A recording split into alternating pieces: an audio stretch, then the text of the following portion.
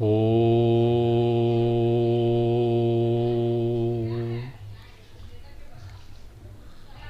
क्या हम बेहोशी में जी रहे हैं? आज का प्रश्न है कि हम तो जी रहे हैं, पर कैसे जी रहे हैं? होश में जी रहे हैं या बेहोशी में जी रहे हैं? प्रश्न छोटा सा है, लेकिन जीवन का सार छिपा है इसमें। हम बेहोशी में ही तो जी रहे हैं, तभी तो हम जो हम करने के लिए आए हैं, जो हमारा कर्तव्य है, उन कर्तव्यों से विमुख होकर दूसरी ओर जा रहे हैं।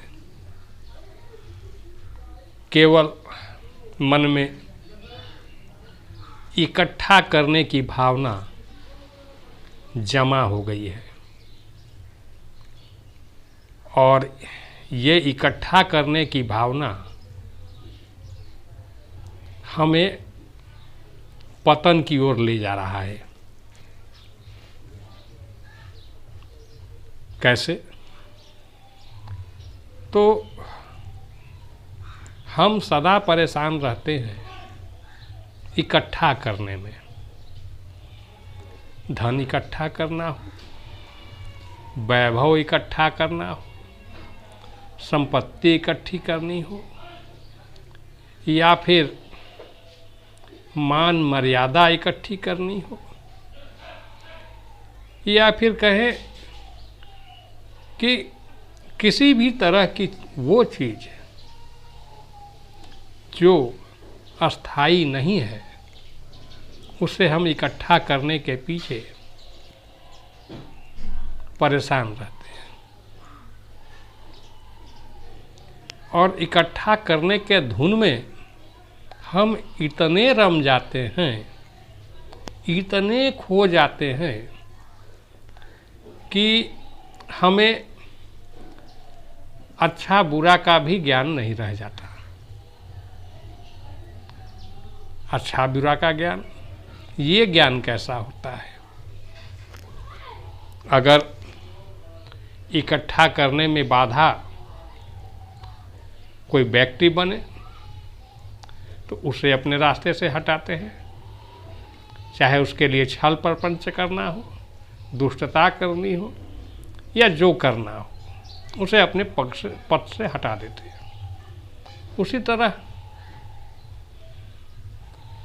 नाना प्रकार के आडंबरों को इकट्ठा करने के लिए हम हर गलत काम करते हैं।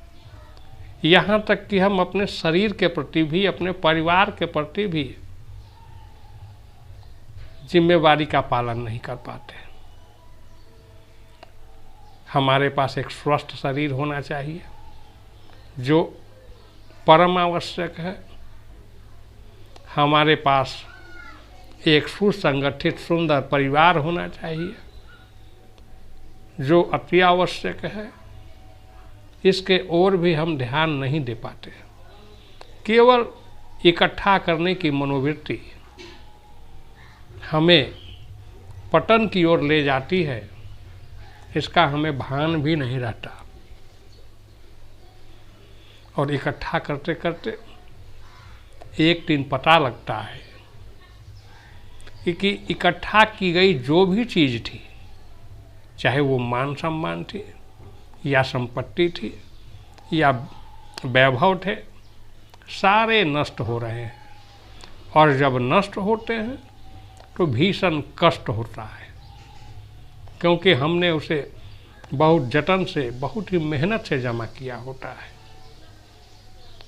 भक्तों, माँ भगवती की असीम कृपा, माँ परम्बा की असीम दया, अगर हम उनकी ओर मुड़ पाएँ, उनकी ओर जा पाएँ, तो ये जो इकट्ठा करने की प्रवृत्ति है स्वतः कम हो जाएगी